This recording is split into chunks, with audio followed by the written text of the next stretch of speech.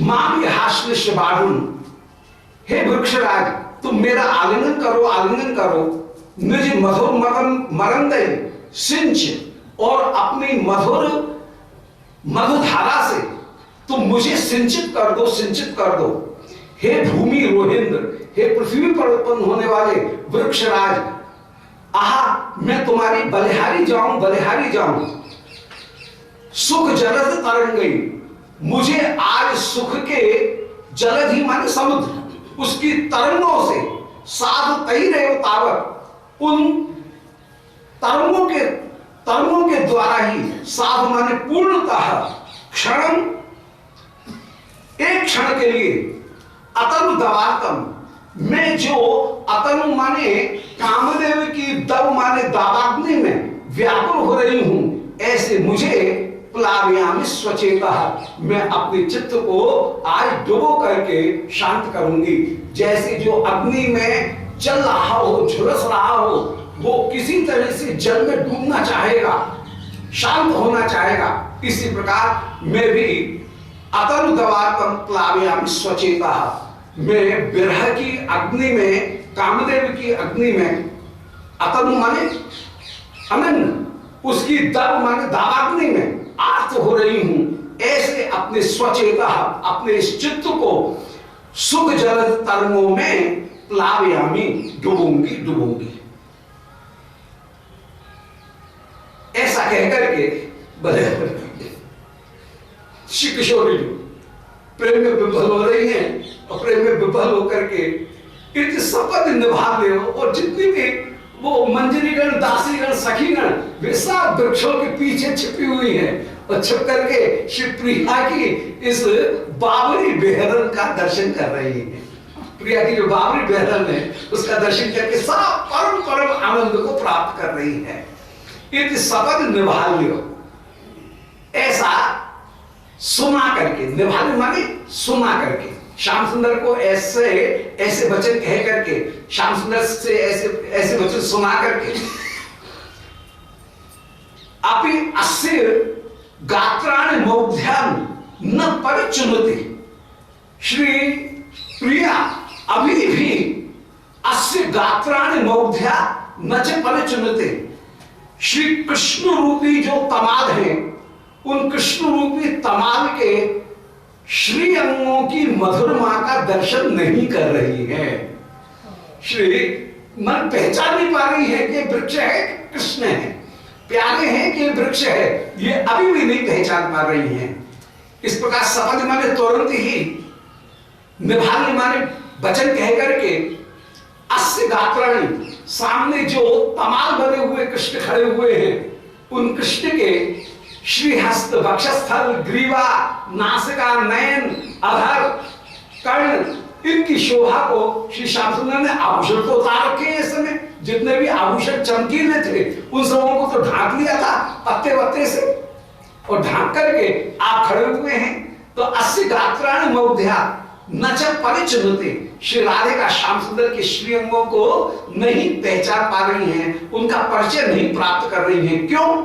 बोले प्रेम प्रौढ़ शुद्ध अनुरागा, क्योंकि ये प्रौढ़ शुद्ध अनुराग से युक्त होकर के विराजमान। प्रौढ़ शुद्ध अनुराग, प्रौढ़ शुद्ध अनुराग का फल क्या होगा?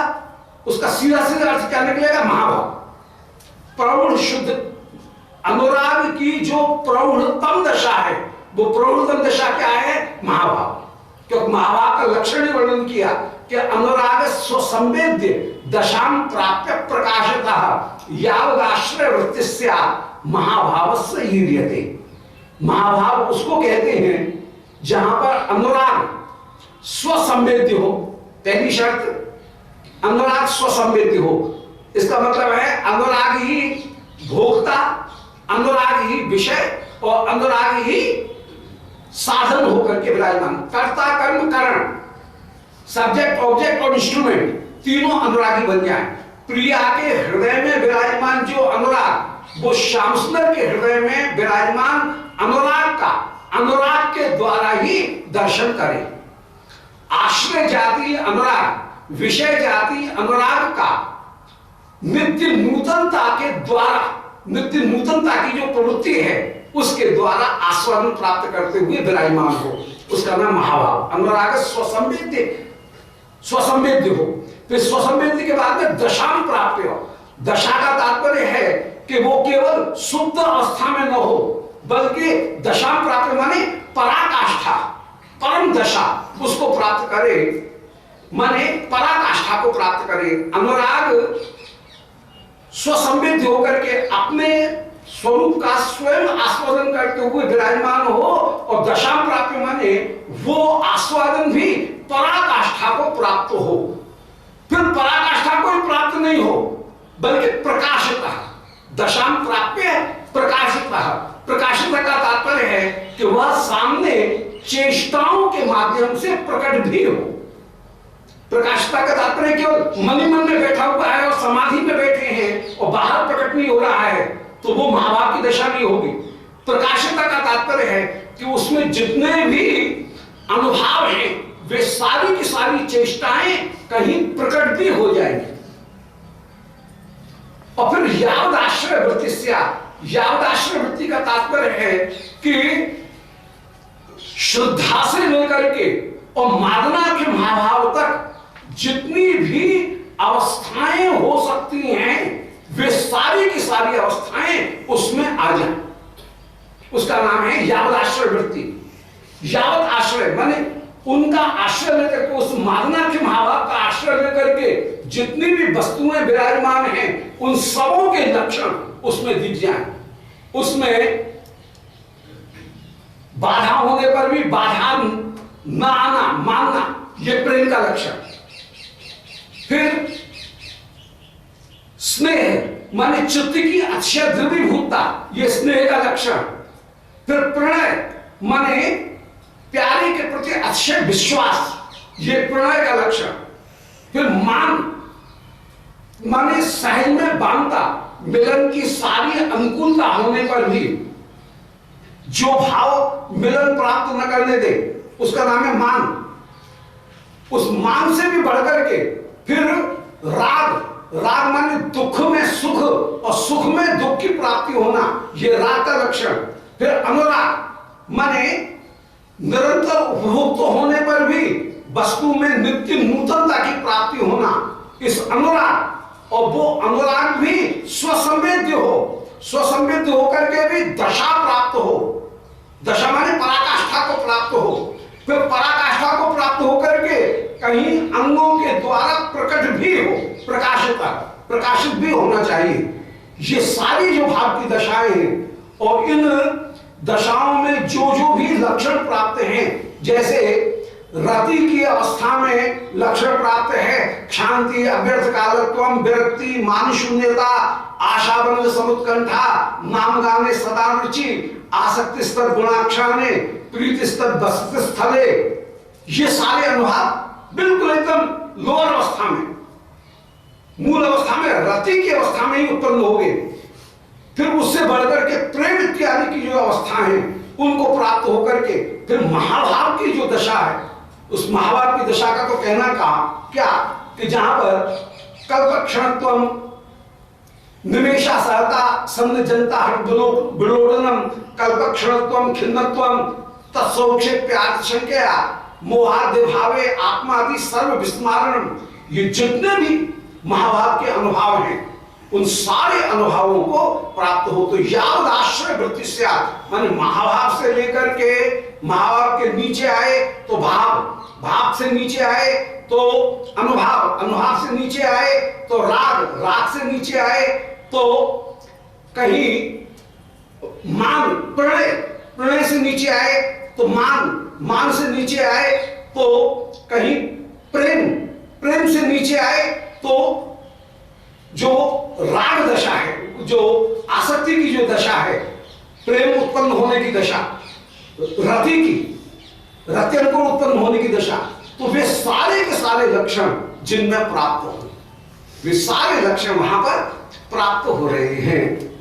तो प्रौढ़ शुद्धानुराग, प्रौढ़ शुद्धानुराग का तात्पर्य है कि अनुराग पराकाष्ठा को प्राप्त होकर के जहां विराजमान है, प्रौढ़तम अवस्था को प्राप्त होकर के विराजमान है, ऐसी श्री राधिका उस प्रौढ़ शुद्ध अनुराग का को धारण करने वाली हैं। प्रौढ़ शुद्ध अनुराग का सीधा सीधा अर्थ हुआ मादनाक्ष दशा। वे मादनाक्ष दशा रूपा श्री राधिका। प्रौढ़ शब्द के द्वारा दिखाया कि अनुराग जो है वो अति प्रौढ़ दशा में जहां पर विराजमान है, ऐसे मादनाक्ष दशा स्वरूपा वे श्री राधिका श्री श्याम सुंदर को भी नहीं पहचान पा रही हैं। अपनी मुग्धता के कारण प्रेम में ऐसे मुग्ध हो रही हैं कि सामने प्यारे खड़े हुए हैं परंतु उनको भी नहीं पहचान रही हैं। महाभाव दशा में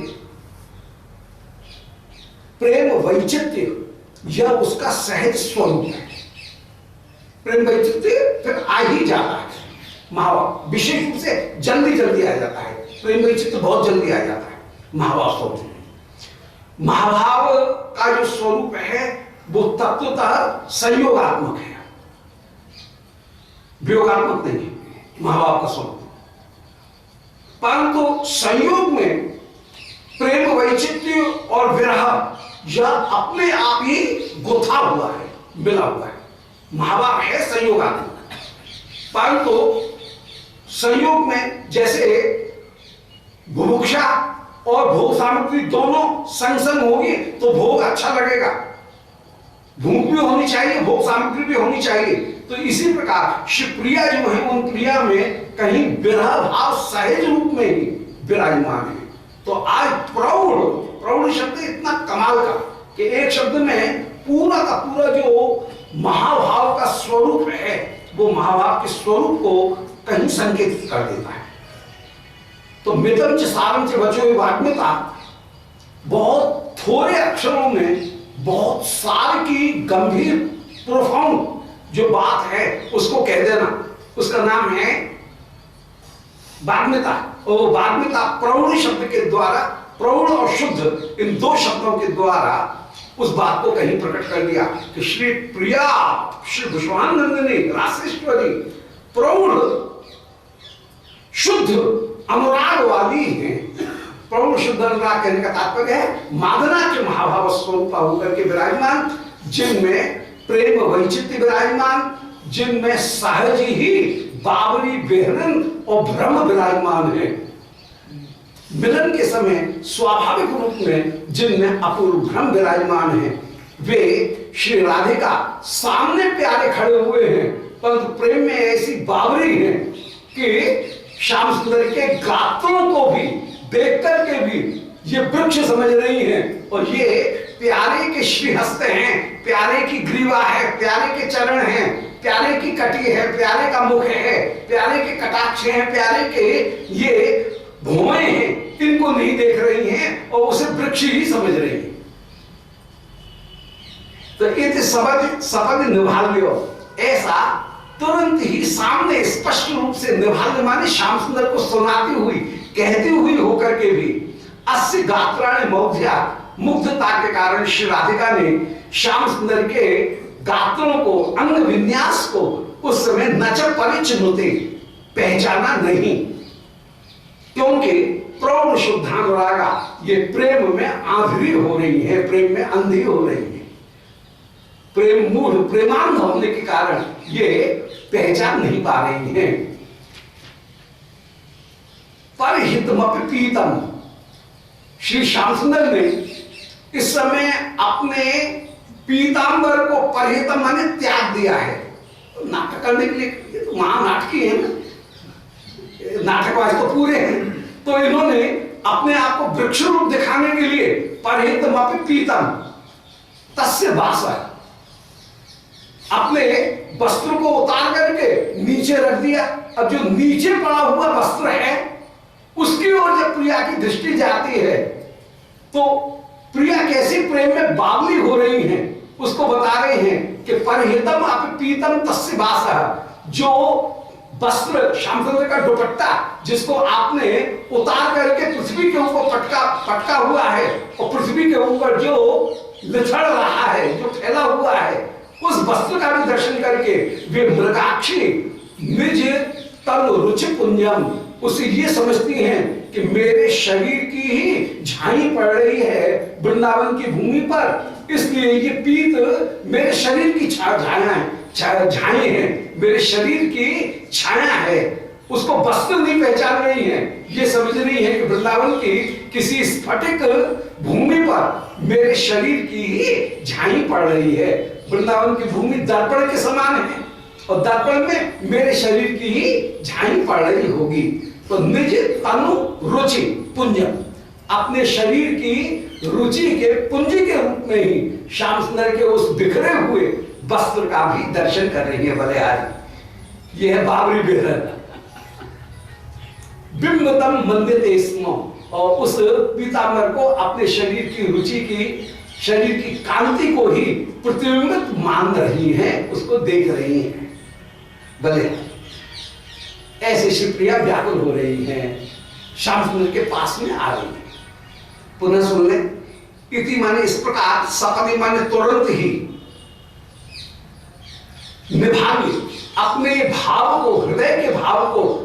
इस समय बिल्कुल एकांत है, कोई सखी भी नहीं है, इससे संकोच करने की जरूरत नहीं है, और सामने ये वृक्ष है, उस वृक्ष के सामने अपने हृदय के भाव को वृक्ष से वार्तालाप करते हुए सुना करके वृक्ष को सुना रही है।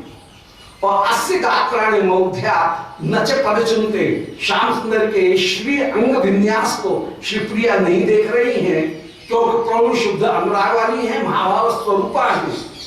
और परिहितम अपने तस्य पीतम भाषा, त्याग किए हुए श्याम सुंदर के पीतांबर को, जो पृथ्वी के ऊपर पड़ा हुआ था, उस पीतांबर को भी उन मृगाक्षी, अभी मृगाक्षी शब्द बड़ा, मृग बड़ा भोला होता है। मृग की जो तुलना की जाती है, मृग नहीं, मृग की जो तुलना की जाती है वो भोलेपन में की जाती है। मृग की आंखें सुंदर भी होती हैं, परंतु भोलेपन की विशेषता है। मछली से जो तुलना की जाती है वो चंचलता के कारण मछली से तुलना की जाती है। कमल उसकी सुंदरता के कारण कमलाक्षी, कमल की तुलना विशेष रूप से होती है। खंजन जो है वो चंचलता के कारण इधर उधर देखना, कभी फुदकना, फुदकना जो है उसके अर्थ में खंजनाक्षी। तो खंजनाक्षी, मृगाक्षी, मीनाक्षी, कमलाक्षी, ये विभिन्न जो नयन की तुलना दी जाती है, तो उसमें मृगाक्षी ये भोलेपन को प्रकट कर रही है, और शिवप्रिया इस समय भोली है। निज तन रुचि पुंजम, उन्होंने अपने श्री अंग की पुंज करके ही उस दुपट्टे को माना। बिंबितम मंदिते स्म, कि मेरे अंग की छवि यहां पर बिंबित हो रही है। सचकित मरुलोक्यो एव अभिता सा यदोद्यत निज भुज लतिकाभ्याम तम भलात आवलिंगो। उस समय सचकित श्री किशोर जी जो चकित होकर के,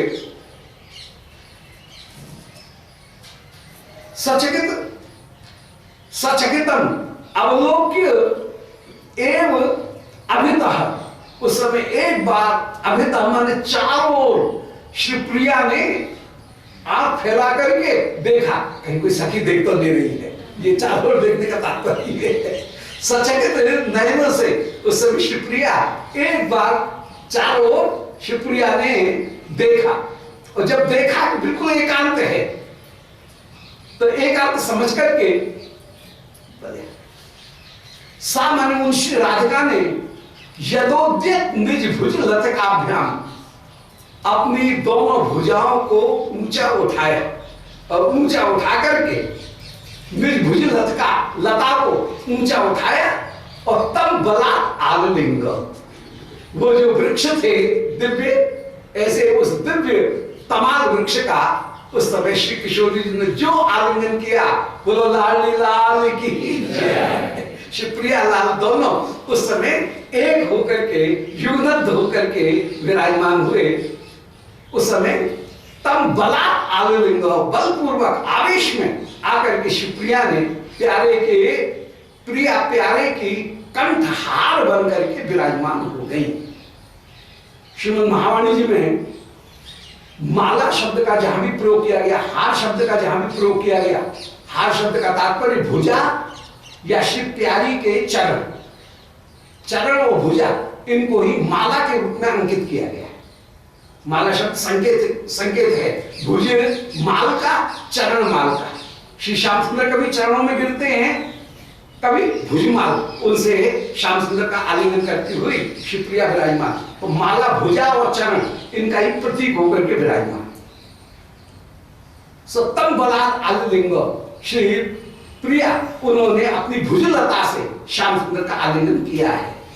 और स्मर मद घन घूर्णा, उस समय शिवप्रिया कामदेव के मद में मदमत्त होकर के विराजमान है, भूल गई।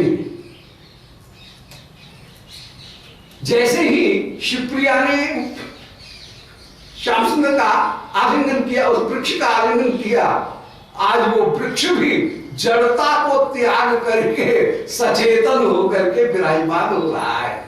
और आज उस वृक्ष ने भी शोक दोर्भ्याम प्रगाढ़, अपनी भुजाओं से, दोर्भ्याम माने भुजा, उन भुजाओं से प्रगाढ़ रूप में परिरमते, आज प्रति परिरमण प्रदान किया, उत्तर में परिरमण प्रदान करते हुए श्री श्याम सुंदर भी विराजमान हुए हैं। प्रेम रत्नाकरस्तः, श्री श्याम सुंदर प्रेम के रत्नाकर हैं, प्रेम के समुद्र हैं।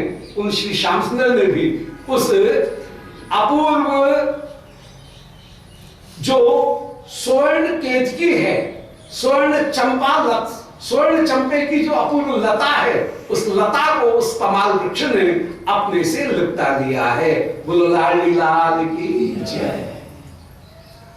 सचकितम अवलोक्यैव अभितः, आश्चर्य सहित एक बार सर्वत्र देख करके सामान्य श्री राधिका ने उद्यत निज भुज लतिकाभ्याम, कांपती हुई, उठती हुई अपनी भुजाओं से तन बलात् आलिंग, जो श्री श्याम सुंदर को अपनी भुजपाश में बांधा। श्री श्याम सुंदर ने भी स्मर मद घन घूर्णा, प्रेम के मद में मतवाले होकर के शोक दोर्भ्याम प्रगाढ़, श्री श्याम सुंदर ने भी अपनी भुजा से प्रगाढ़ रूप में प्रत्येक परिरमते, प्रिया ने परिरमण दिया, श्याम सुंदर ने परिरमण दे दिया, बदले में परिरमण प्रदान करते हुए विराजमान हो रहे हैं। क्योंकि प्रेम रत्नाकर स्थान, श्री श्याम सुंदर प्रेम के रत्नाकर हैं। उन्होंने श्री प्रिया को अपने भुजपाश में बांध लिया है। इस प्रकार आज श्री विश्वानंद ने कोई चंपे की लता होकर के श्याम सुंदर, कोई अपूर्व तमाल वृक्ष होकर के आप अपूर्व से श्रीमद् वृंदावन में नित्य विहार करते हुए विराजमान हो रहे हैं। तमनु तनु युगम अतनुयत्य कील तम कृत्य वाणे, उस समय तनु युगम, अतनु, अतनु माने कामदेव, जिसका शरीर नहीं है, अतनु माने कामदेव, उस कामदेव ने तनु युगम, प्रियालाल दोनों के श्री अंगों को कीलितम कृत्य बाणे, मानो अपने पंच बाणों से कीलित कर दिया। प्रियालाल जिस समय भुजपाश में बंधे हुए हैं, उस समय मानो कामदेव ने अपने पंच बाण रूपी कीलों से दोनों के श्रीअंग को कीलित कर दिया है, दोनों को जोड़ दिया है। तो तनुयुगम अतनु, अतनु माने कामदेव ने प्रियालाल दोनों के श्रीअंग को कीर्ति कृत्य बाण, अपने पंच बाणों के द्वारा कीलित कर दिया है।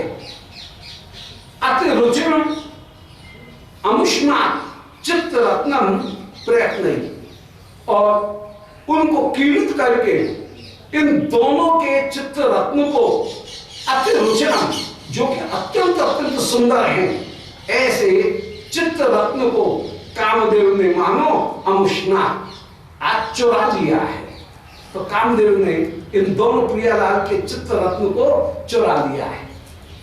दोनों ही दोनों के लिए कामदेव हैं। देखिए मदन मोहन का जो स्वरूप है वो यहाँ पर एकदम प्रकट हो रहा है। प्रिया के लिए श्याम सुंदर कामदेव, श्याम सुंदर के लिए प्रिया कामदेव। श्री किशोरी जो कामदेव है, प्रेम गोपरामाणाम काम इत्यगमत प्रथाम, गोपियों का जो प्रेम है उसका नाम ही है काम। तो काम का अर्थ है प्रेम। प्रेम स्वरूपा कौन, प्रेम स्वरूपा कौन है? बोले प्रेम स्वरूपा है महाभाव स्वरूपा श्री विश्वानंद। इसलिए काम शब्द का तात्पर्य हुआ श्याम सुंदर के लिए श्री विश्वानंद, और श्री विश्वानंद के लिए कामदेव कौन है? बोले श्री श्याम सुंदर, जो इनके हृदय में पहले प्रीति को उत्पन्न करते हैं, फिर प्रीति को संपादित करते हैं, फिर प्रीति संपादित करने के लिए जो साधन है साधन प्रदान करते हैं, और फिर उनका उपभोग कराते हैं। तो देव शब्द के अर्थ होते हैं तीन: दान करना, द्योतित करना, दीपित करना। यास्क मुनि ने निरुक्त शास्त्र में देव शब्द की व्याख्या की।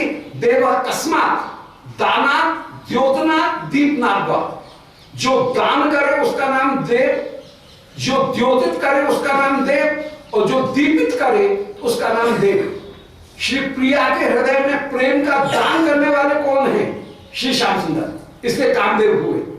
फिर जो प्रेम प्रदान किया उसके लिए जितनी भी सामग्री चाहिए, सेवा की सामग्री, उस सेवा की सामग्री को भी उपस्थित करने वाले कौन हैं? श्री श्याम सुंदर ही। और उसको दीपित करने वाले, उसका उपभोग कराने वाले भी कौन हैं? श्री श्याम सुंदर। तो प्रिया के लिए कामदेव हैं श्याम सुंदर, और श्याम सुंदर के लिए कामदेव हैं श्री प्रिया। दोनों के कामदेव हैं। इसलिए जब ये कहा जाता है मदन मोहन, तो मदन मोहन शब्द का अर्थ ही है कि जहां पर युगल स्वरूप से विराजमान है, दोनों को मोहित करते हुए विराजमान। क्योंकि जहां जहां भी मदन मोहन स्वरूप विराजमान है वहां पर युगल स्वरूप ही विराजमान है। परस्पर एक दूसरे का से आलिंगित होकर के ही वे मदन मोहन सर्वत्र विराजमान। मदन मोहन स्वरूप कहने के साथ ही साथ युगल स्वरूप का ही बोध होता है, क्योंकि दोनों का परस्पर आकर्षण करते हुए विराजमान होते हैं। इसलिए कामदेवाय विद्महे प्रवृत्ति के द्वारा जो काम गायत्री के अधिष्ठात्री देवता हैं वे श्री मदन मोहन ही हैं, श्याम सुंदर और श्री किशोरी जी। ये दोनों ही ब्रज में जो विलास करने वाले श्याम सुंदर हैं वे ही श्री काम गायत्री के, श्री मदन मोहन ही काम गायत्री के मुख्य देवता होकर के विराजमान है। तो श्री प्रिया और लाल ये दोनों एक दूसरे, तो आज कामदेव ने पंच बाणों से प्रिया लाल इन दोनों को कीलित कर दिया है, मानो इनको बांध दिया है, मोहित कर दिया है। कीलित करने का तात्पर्य है मोहित करना, कि अब इनको कोई दूसरी वस्तु का स्मरण नहीं है, बस नित्य विहार का ही एकमात्र स्मरण, उसके अतिरिक्त अन्य कोई दूसरी वस्तु का स्मरण नहीं है।